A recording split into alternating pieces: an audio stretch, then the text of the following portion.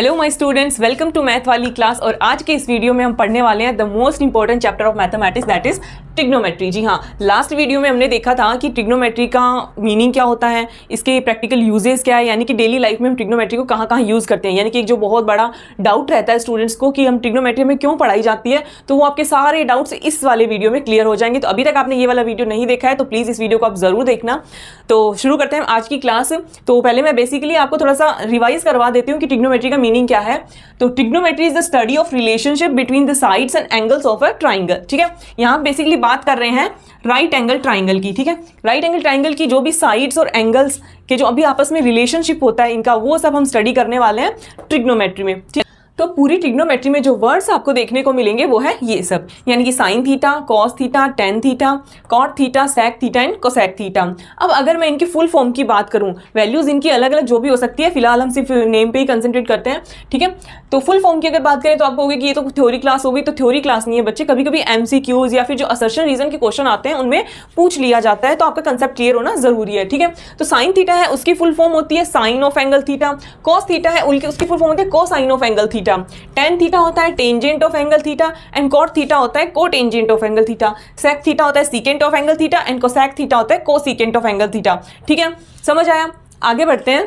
तो अब हम देखते हैं कि ट्रिग्नोमेट्रिक रेशियोज, अब ट्रिग्नोमेट्रिक रेशियोज क्या होते हैं, क्या इनकी वैल्यूज होती है, ये सब देखने से पहले हम थोड़ा सा समझ लेते हैं राइट एंगल ट्राइंगल को। ठीक है, मान लो एक राइट एंगल ट्राइंगल है, इसमें ये है ए, ये है बी हमारा 90 डिग्री और ये है एंगल सी। ठीक है, अब सबको पता है राइट एंगल ट्राइंगल में तीन साइड्स होती है, एक को बोलते हैं हाइपोटेनियस, एक को बोलते हैं परपेंडिकुलर और एक को बोलते हैं बेस। ठीक है, जो सबसे लॉन्गेस्ट साइड होती है ट्राइंगल की, या फिर हम कह सकते हैं जो स्लांटिंग साइड होती है, वो होती है हाइपोटेनियस। ठीक है, अब हाइपोटेनियस के अलावा जो दो साइड्स हैं उनमें से एक बेस हो गया और एक परपेंडिकुलर हो गया। लेकिन कौन सा बेस और कौन सा परपेंडिकुलर है, तो आप बोलोगे कि ये बेस हो गया और ये परपेंडिकुलर हो गया, क्योंकि हमने नॉर्मली यही देखा है कि जो भी इस तरह से वर्टिकल लाइन होती है वो परपेंडिकुलर होती है, तो ये परपेंडिकुलर हो गई। लेकिन नहीं, ये चीज डिपेंड करती है हमारी एंगल पे कि हम कौन से एंगल की बात कर रहे हैं। मान लो हम इस एंगल की बात करें कि एंगल सी, ठीक है, जो भी हमने देखा था, जो भी साइन कॉस टेन, इसमें अगर हमने साथ में देखा कि साइन सी कॉस सी टेन सी, इस तरह से अगर पूछे यानी कि एंगल सी की बात हो रही है तो बेस कौन सा होगा। तो मान लो इस एंगल की बात हो रही है तो हमारा एंगल सी और हमारा 90 डिग्री एंगल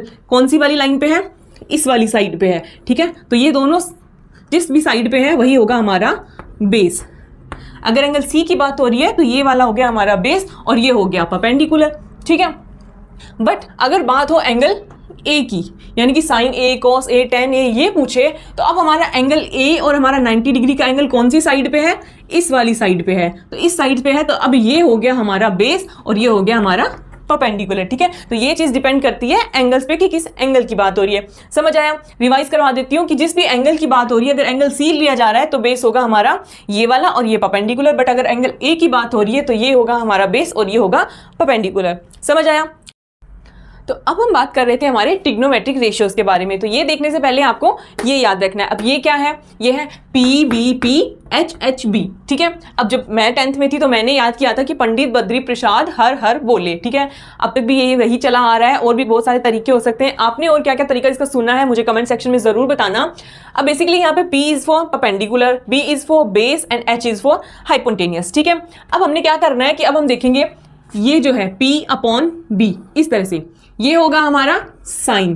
ठीक है, P अपॉन H होगा साइन, तो साइन की वैल्यू आएगी P यानी कि परपेंडिकुलर अपॉन हाइपोटेनियस। ठीक है, अब हम यहां से इस तरह से चलेंगे। ठीक है, इस तरह से चलेंगे। नेक्स्ट है हमारा B अपॉन H, ये है हमारा कॉस के लिए, तो कॉस हमारा हो गया बेस अपॉन हाइपोटेनियस। ठीक है, फिर है परपेंडिकुलर अपॉन बेस, ये होता है हमारा टेन के लिए, तो टेन हमारा हो गया परपेंडिकुलर अपॉन बेस।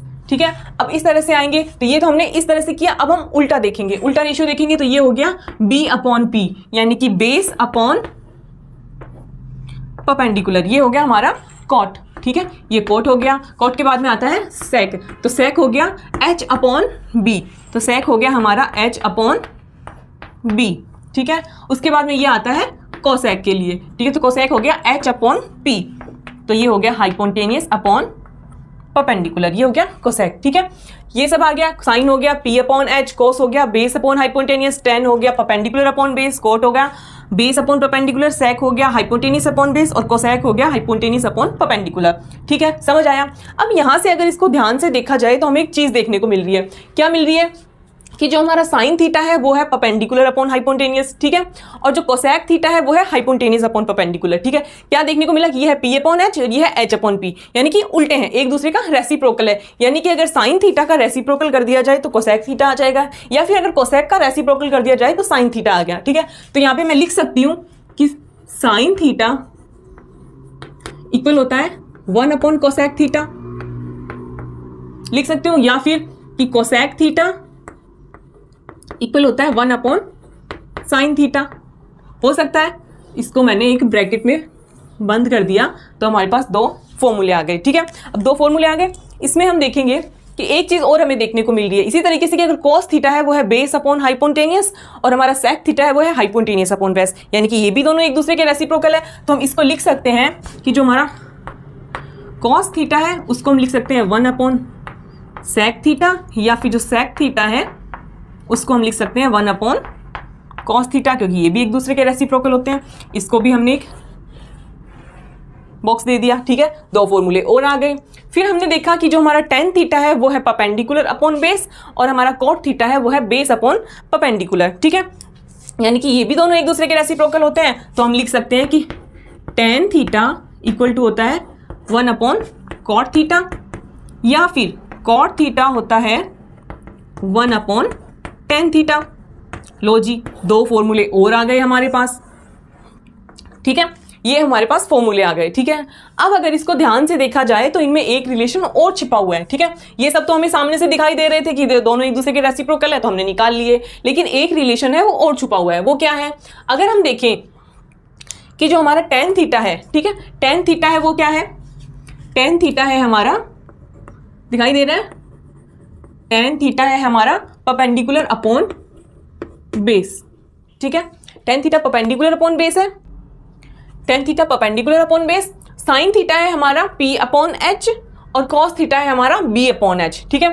यानी कि p अपॉन एच यानी कि दोनों में h आ रहा है, तो हम लिखेंगे कि अगर हम लिखें कि sine theta upon cos theta करें, ठीक है, यानी कि p अपॉन एच और b अपॉन एच, ठीक है। तो h से h कैंसिल हो जाएगा, तो क्या बचा? p अपॉन b, ठीक है। और ये क्या आया? p upon b, tan theta, यानी कि टेन थीटा है वो हमारा हो गया sine theta upon cos theta. तो एक रिलेशन और आ गया, यानी कि टेन थीटा है वो आया sine theta upon cos theta, ठीक है।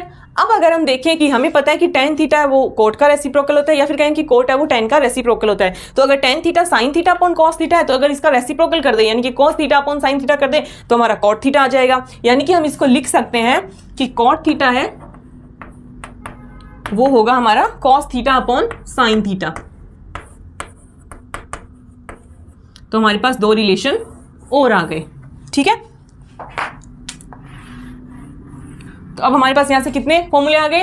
1 2 3 4 5 6 7 8, ये 8 फॉर्मूलेज हमारे पास यहां से आ गए, ठीक है। अब इसमें रटने वाला कुछ भी नहीं है, जैसे जैसे क्वेश्चंस करोगे आगे वैसे वैसे चीजें याद हो जाएगी, कुछ भी नहीं रटना है, ठीक है। सिर्फ आपको ये याद रखना। आज की इस वीडियो में इतना ही। नेक्स्ट वीडियो में हम देखेंगे कि किस तरह से ट्रिग्नोमेट्रिक टेबल बनाई जाती है। अगर आज की ये वीडियो आपको पसंद आई हो तो वीडियो को लाइक और चैनल को सब्सक्राइब जरूर करना। मिलते हैं इसी के नेक्स्ट पार्ट में, तब तक के लिए बाय बाय।